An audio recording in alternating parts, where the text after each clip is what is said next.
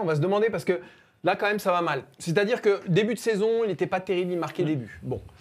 Il y a eu ses absences en équipe de France. Bon. Il y a eu des matchs au Real qui n'étaient pas franchement aboutis. Là, on a l'impression quand même que c'était mercredi. Hein, mercredi, Liverpool. Il rate un penalty, ça peut arriver à tout le monde, mais au-delà de ça, il est quand même très, très, très à l'envers, notre ami Kylian Mbappé. Donc la question qu'on doit se poser aujourd'hui, en tout cas son entourage, son entraîneur, voilà, c'est comment on le sauve, Maxime?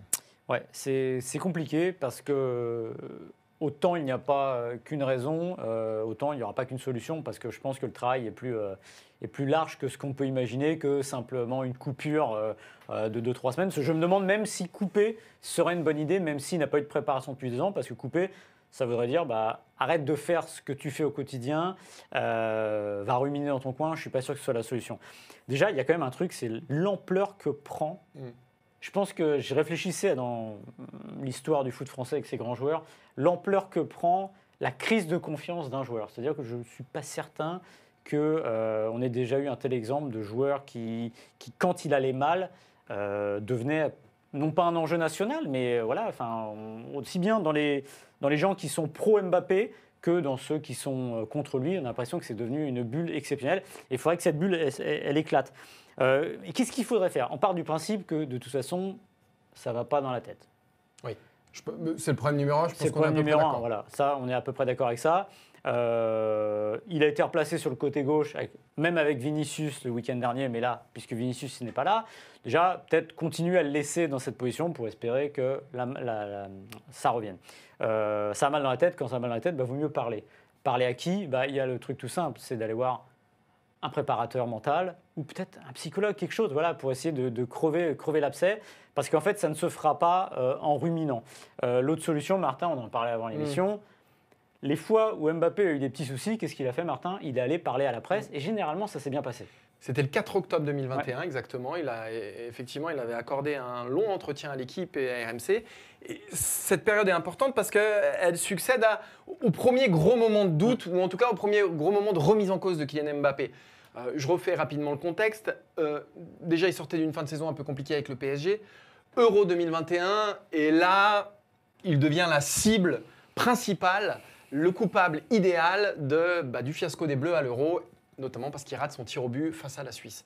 Là, tout le monde lui tombe un peu dessus, il a la tête dans le sac, il prend des vacances, etc. Mais un peu pour reprendre la main, je dirais, il va parler dans l'équipe. Il veut partir aussi du PSG. Il veut partir du PSG aussi, et le PSG le retient. Voilà. Et il a un peu la tête dans le sac, et donc, il va être très honnête dans l'équipe pour essayer de reprendre la main et livrer sa vérité sur le fait que peut-être que oui, à un moment, il a pensé à prendre une pause en équipe de France. Ouais, il admet aussi qu'il voulait quitter le Paris Saint-Germain et de façon très claire et qu'il voulait rejoindre le Real Madrid. Il revient aussi sur l'histoire de clochard de Neymar, je ne sais pas si vous vous souvenez de ça. Ouais.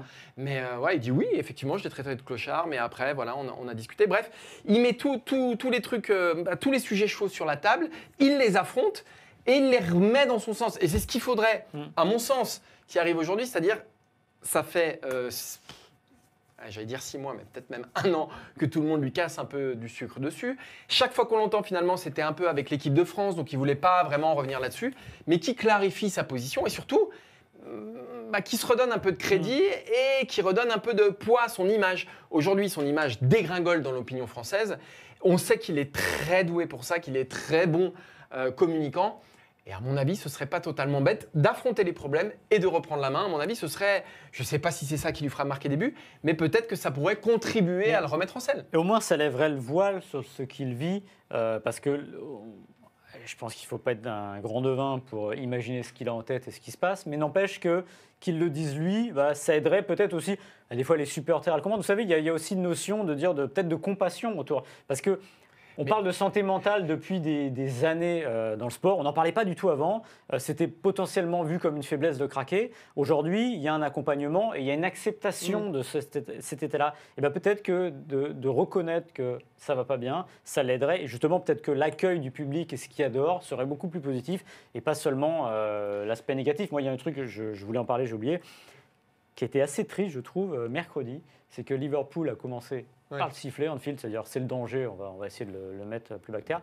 Et puis à un moment, ils n'ont plus sifflé. Et ça, c'est encore pire, je trouve, pour un joueur. Mais je trouve que c'est une vraie tendance qui est en train de s'amplifier, c'est qu'aujourd'hui, les voix qui critiquaient Mbappé, elles s'éteignent de plus en plus et il est en train de causer de la peine aux gens. Ouais. Mais c'est vraiment ça. Regardez la une des quotidiens. Bon, AC Marca, c'est encore autre chose parce que ce sont des organes du Real Madrid. Donc, mais c'est vraiment... Voilà, on va être avec toi. Carlo Ancelotti qui disait, bon, lui pour le coup, il est dans son rôle. Je pense que pour Mbappé, c'est un moment difficile. Nous allons le supporter, lui donner de l'amour. Mais est-ce que lui donner de l'amour, ça suffira? Est-ce que c'est ça le problème? Est-ce que c'est un problème? Est-ce que c'est son poste? Est-ce que c'est effectivement son physique? Moi, je crois que c'est un peu plus profond que ça.